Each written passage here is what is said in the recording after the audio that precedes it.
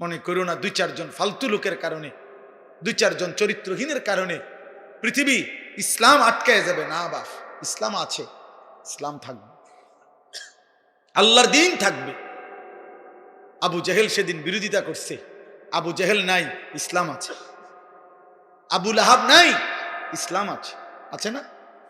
এই জন্য আমাদের কেউ যদি না মানি, এ কারণে ইসলাম ঠকবে না, দিন ঠকবে না, আল্লাহর কোরআন ঠকবে না। কে ঠকবে? আমরা, আমি ঠকব কেন? দোস্ত, এটা অসভ্যতা। প্রাপ্তবয়স্ক ছেলে, বালেক ছেলে একজন আরেকজনকে জড়াইয়া ধরা, এটা অসভ্যতা, এটা অশ্লীলতা, এটা বেহায়াপনা, এটা নোংরামি, এটা নোংরামি, এটা শাহওয়াতের গোলামি।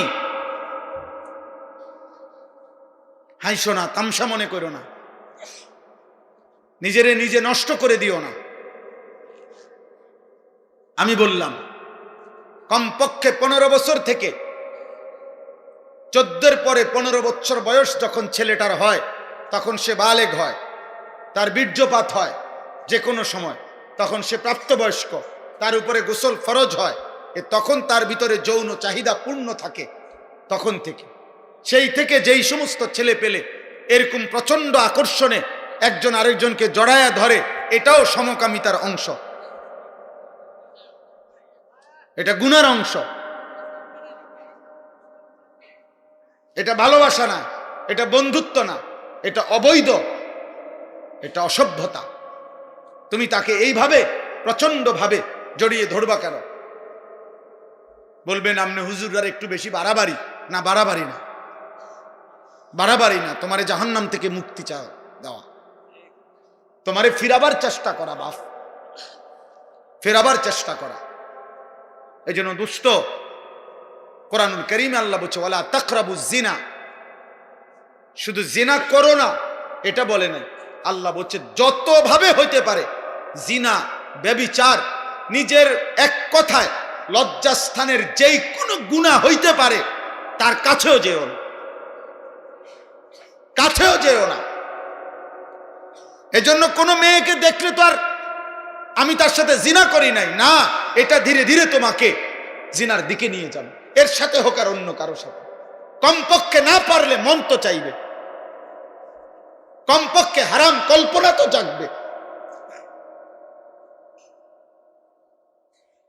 এই জন্য ভাই, একটা ছেলেই বুঝো, আমি বড় আশা নিয়ে বলি, অনেকটা খোলামেলা বলে ফেলি, উদ্দেশ্য আমার একটাই, কেউ ফিরুক, কেউ ফিরুক, কেউ বদলাক, কেউ বদলাক। আজকে বললাম না, মা বাবা সবাই আমরা অভিভাবক শ্রেণী, আহারে আমাদের 14-16 বছরের ছেলে পেলেদেরকে সম্পূর্ণ ওর হাতে ছেড়ে দিছে, ছেলেটাকে পুরোপুরি তার নিজের হাতে তুলে দিছে। বাবা, তোমার চুল, তোমার পোশাক, তোমার কোন জামা ভাল লাগে, কোন গেঞ্জি ভাল লাগে, কোন প্যান্ট ভাল লাগে, তুমি খাইবা কি, কাকে পছন্দ করবা, কোন বন্ধুদের সাথে চলবা, বিকালে আড্ডা দিবা কোথায়, রাতে আড্ডা দিবা কোথায়, সব কিছু তোমার পছন্দ। তো your wish your life, your life your wish, তোমার জীবন তোমার পছন্দ, যার সাথে মন চায়, যা মন চায়, তুমি নষ্ট হইয়া পচ্চা গইল্লা যাও, টাকা লাগলে আব্বার কাছ থেকে নিও, ভাত লাগলে তোমার মার কাছ থেকে গিয়ে খাই, শেষ। পেটে বুক লাগলে মায়ের রান্না করে রাখছে, আইসো ভাত খাইয়া যাইও, টাকা লাগলে তুমি সত্য বললা পারো, মিথ্যা বললা পারো, আমি আব্বার থেকে টাকা নিয়ে যাও, খালাস, এবার তোমার জীবন তুমি গড়ো। না না, এই পৃথিবীর ইতিহাসে সৃষ্টির প্রথম থেকে নিয়ে আজ পর্যন্ত মানুষের জীবন গঠনে তার উপরে কারো তত্ত্বাবধান থাকতে হয়, কেউ তাকে ধরে রাখতে হয়, কেউ তাকে টেনে ধরতে হয়, মন্দ পথ থেকে ফিরাইতে হয়, উত্তম পথে চালনা করতে হয়, নাইলে হয় না। নিজে নিজে মানুষ হয় না, নিজে নিজে জানোয়ার হয়,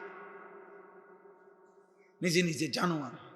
এই জন্য গাভীর বাচ্চা, গাভী বাছুর, আপনার 2 বাজারে গাভীর বাছুর হওয়ার 1 মাস পরেই 2 মাস পরে গাভী বেচালা, কোনো অসুবিধা নাই।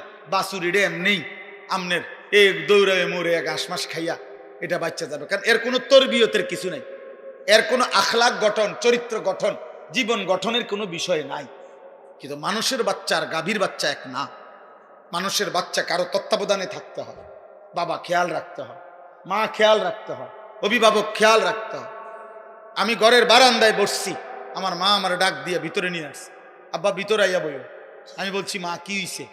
মা বলছে ফুত ওই বাসার কাজের মেয়ে তোর দিকে তাকায়া ছিল, মা দেখছি, এই জন্য তোর ডাইকে নিয়ে আসছে। আমার পুরা জীবনে আমি একটা টুপি লাল 4টা ফুলওয়ালা একবার একটা টুপি পরছিলাম। আমার আব্বা আমার টুপি খোলায় ফেলছে, বলছে না আব্বা ঠিক আছে, আমি জীবনে কোনোদিন বাবা সাদা টুপি ছাড়া অন্য টুপি পরি নাই, তুইও পরিস না আব্বা। না জায়েজ না, রঙিন টুপি কি নয়, হারাম বলতেছি না, কিন্তু বাবার একটা কি কথা, খুলে ফেলছে। আমি জীবনে একবার শুধু একটা পাঞ্জাবি আপনার এই বুতামের কাছে এমব্রয়ডারি করা এদিক দিয়া রেডিমেড একটা পাঞ্জাবি কিনছিলাম। আমার বড় ভাই প্রথম যে বেলা পড়ছি, বড় ভাই দেখেই আমার গায়ের থেকে ধৈর্য, গায়ে পড়া অবস্থায় টান দিয়ে সিরা টুকরা টুকরা করে ফেলাই দিয়েছে। কেউ ধরে রাখতে হয় বাপ, কেউ ধরে রাখতে। আজ তোমাদেরকে ছেড়ে দিছে বাবা, যে আব্বা ধর তোর 12,000 টাকার মোবাইলের কাছে তোকে তুলে দিলাম, তোর 16,000 টাকার মোবাইলের হাতে তুলে দিলাম, তোর জীবন তোর হাতে। যার কারণে বদনসিব সন্তান আর কোনোভাবেই আল্লাহও চেনে না, আখেরাতও চেনে না, ডানও চেনে না, বামও চেনে না, কর্তব্যও চেনে না, করণীয় বুঝে না, কি খায় কি করে কার মতো চুল রাখে বলতেও পারত না। বাস্তবতা এটা, মানে তার তো কোনো অভিভাবক নাই। কে তার চুল ঠিক করে দিবে? কে তার চেহারা ঠিক করে দিবে? কে তাকে বুঝায় দিবে যে দাড়ি লম্বা করো? কে তাকে বুঝায় দিবে মুছ ছোট করো? কে তাকে বুঝায় দিবে টয়লেট পেপার ব্যবহার করো? আমি তো আলহামদুলিল্লাহ আমার 9 বছরের বাচ্চাকেও এখনো বলি আব্বু টয়লেট পেপার নিছু কিনা, ওরে বারবার মনে করাই দিছি। ফজরের নামাজে আলহামদুলিল্লাহ এমনি বুঝাচ্ছি, দাঁড়ায় থাকি তো ছেলে আমার উঠলে বাপ্পু তজু করে তো মসজিদের জামাতে যাইতে চেষ্টা করি। এটা আমার জিম্মাদারি। আপনাদেরকে কিছু বলা, এটা যদি আমার দায়িত্ব হয়, আমার সন্তানকে ঈমান আমল শিখানো, আমার বিবির ঈমান আমলের দিকে নজর রাখা, আমার মেয়ের ঈমান আমলের দিকে নজর রাখা, খোদার কসম এটা আমার আপনাদের চাইতে বেশি দায়িত্ব। আপনাদেরকে বলা এটার চাইতে ওইটা আমার কি বেশি দায়িত্ব। অতএব শেষ কথা এটাই, আযুকু আযাবাল খুলদি বিমা কুনতুম তা'মালুন। আল্লাহ বলে বান্দা সেদিন তুমি আমাকে ভুলে গেছিলে, আজ আখিরাতে আমি তোমাকে ভুলে গেলাম, অতএব অনন্তকালের জন্য আযাবাল খুলদ, খুলদ মানে অনন্তকাল, অনন্তকালের জন্য তুমি তোমার মন্দ কর্ম নাফরমানির বদলায় জাহান্নামের আযাব ভোগ করতে থাকো। যা নাফরমান, আজ তোকে আমি চিনি না, যা এবার তোর কোন বাপ থাকলে তুই বল গিয়া তোর বাপের সুপারিশ করতে, যা তোকে জাহান্নাম থেকে বাঁচাই। আল্লাহ যদি কারো জাহান্নামের ফয়সালা দেয় তাকে ফিরাবে কে? নবী তো সুপারিশ করবে, নবী ফয়সালা দেবে না। আপনি না বুঝলে আবার জিগায়েন বালা হুজুরে, বুঝের হুজুরে জিজ্ঞাসা করে, বুঝমান আলেমকে। নবী সাল্লাল্লাহু আলাইহি সাল্লাম সুপারিশ করবে। সুপারিশ মানে ফয়সালা, সুপারিশ মানে আবেদন, আবেদন। দরখাস্ত মানে ফয়সালা। দরখাস্ত কারো কাছে দিতে হয়, অন্য কেউ এটা কি করে? মঞ্জুর করে। তো নবী তো সুপারিশ করবেন, ফয়সালা দেবে কে? আল্লাহ। আল্লাহ আল্লাহ। এই জন্য নবীজিকে আল্লাহ বলছে, বন্ধু এ পরিমাণ আমি জাহান্নাম থেকে মুক্তি দেব, আপনার উম্মত জান্নাতে আমি এত বেশি পরিমাণ দেব, আপনার মুখে হাসি ফুটবে, আপনারে খুশি করাবো, আপনারে নারাজ করব না। আল্লাহ আমাদের প্রত্যেককে ঈমান আমল দান করেন। আল্লাহ আমাদের প্রতিটা সন্তানকে কবুল করেন। এই মাদ্রাসা আল্লাহ কবুল করেন, এই এতিমখানা আল্লাহ কবুল করেন। এই মাদ্রাসা আল্লাহ সরকারি মাদ্রাসা, এখন দাখিল না আলিম, দাখিল মাদ্রাসা আল্লাহ কবুল করে নেন। আলহামদুলিল্লাহ আমার ভাই হাফিজ ইয়াসিন ভাই, মৌলানা ইয়াসিন ভাই দীর্ঘদিন যাবত এই মাদ্রাসা হেফজখানা নিয়ে মেহনত করছে।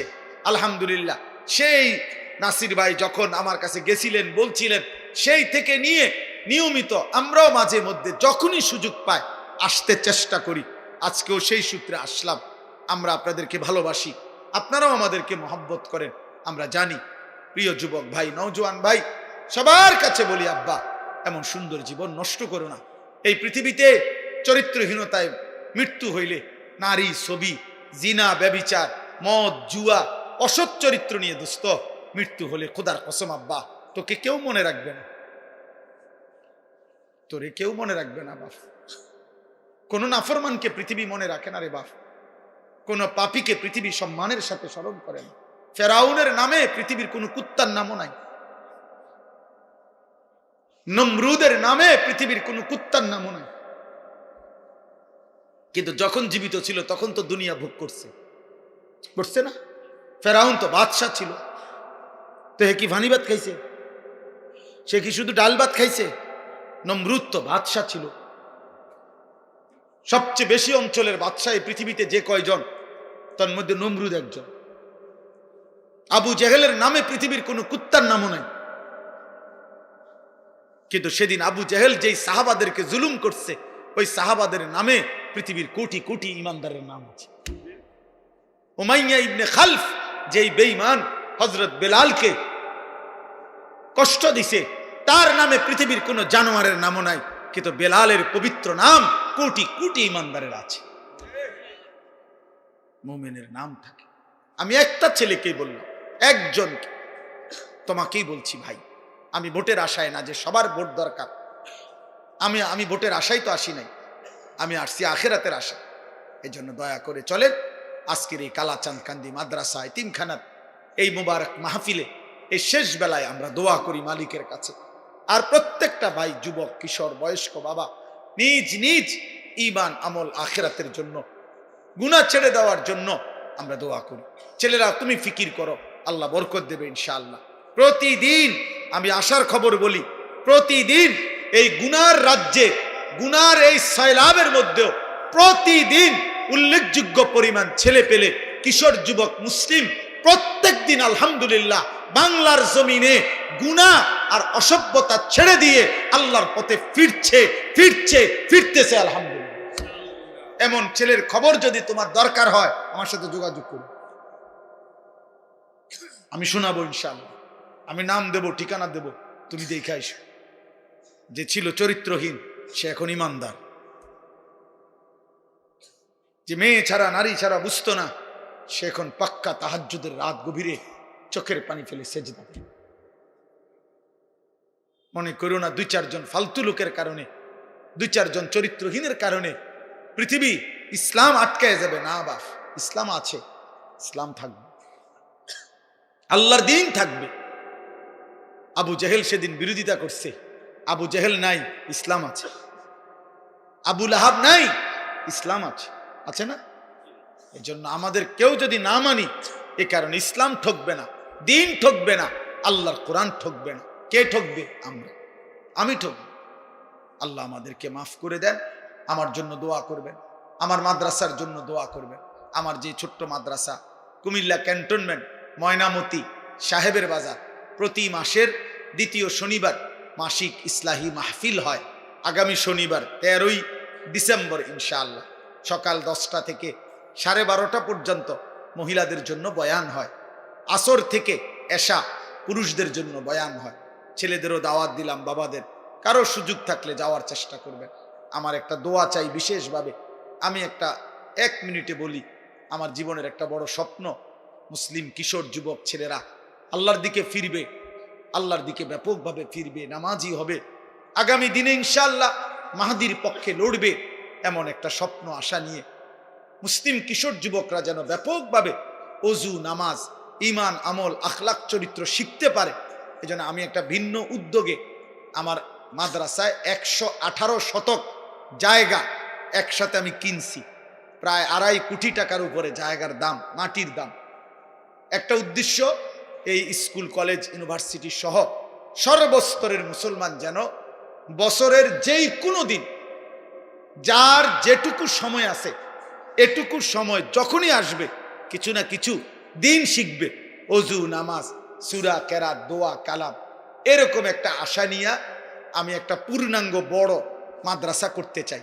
আমার স্লোগান, যে আসবে যখন, দিন শিখবে তখন, যার সময় যতক্ষণ, দিন শিখবে ততক্ষণ। শুক্রবার অনেকের ছুটি আছে, শনিবার অনেকের ছুটি আছে, কোনো পরীক্ষার বন্ধ আছে, সে ওযু শিখুক, নামাজ শিখুক। আলহামদুলিল্লাহ আমরা গত এই 1 বছরে আপনার 2 বার আমরা স্কুলের ছেলেদের জন্য আমাদের মাদ্রাসায় কোর্স করাইছি।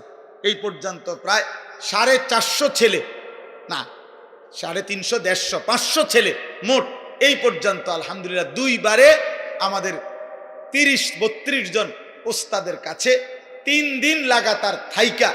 আমাদের মাদ্রাসা যখন বন্ধ দেয়, এই বন্ধের সময় আমরা 3 দিনের আয়োজন করি। এই বন্ধে আপনার আলহামদুলিল্লাহ ওযু, নামাজ, সূরা কেরাত, 4টা সূরা, প্রয়োজন পরিমাণ কিছু সুন্নত আমল, ওযু, ইস্তেঞ্জা, টয়লেট, বাথরুম, ঢিলা, কুলুপ, পাক নাফাকের কিছু মাসআলা আমরা তাকে দিবারাত্রি প্রতিদিন 11 ঘন্টা করে কোর্সের মাধ্যমে 3 দিন লাগায়া শিখাইছি। আলহামদুলিল্লাহ, আলহামদুলিল্লাহ, আলহামদুলিল্লাহ। ফজর ক্যাম্পেইনের কাজ করি আমরা সারা বাংলাদেশ জুড়ে। আমাদের একটা স্বপ্ন যে ফজরের নামাজে মুসল্লি বাড়বে, কিশোর যুবক ফজরের নামাজ পড়বে, এটার একটা ক্যাম্পেইন করি, মানে প্রচারণা করি। আলহামদুলিল্লাহ, যে একটা যুবক সিদ্ধান্ত নিবে যে সে নিজে ফজর পড়বে, আরো সাথীদেরকে, একজনকে সে ফজরের নামাজের জন্য ডাকবে। আমার একটা উদ্দেশ্য হলো এই যে আমি এটা দেখলাম, কি নাম, সমাজের জাগ্রত নাগরিক স্বজন, যারাই আয়োজন করছেন, এটা আপনাদের কাছে আমার অনুরোধ, মানুষের কল্যাণ করতে হয় 2 ভাবে। এক হলো আর্থিক সেবামূলক কল্যাণ, আরেকটা হলো জীবন পরিবর্তন, আখিরাতমূলক কল্যাণ।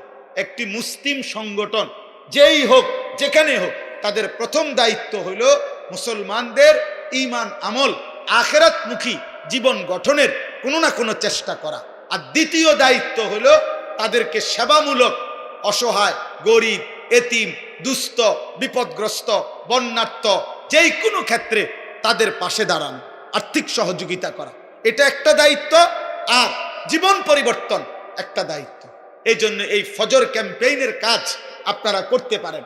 আলহামদুলিল্লাহ, যে একটা যুবক একজন যুবককে ডাকবে, তুমিও পড়বা, তুমি তোমার একজন বন্ধুকে ফজরের নামাজের জন্য উঠাইবা।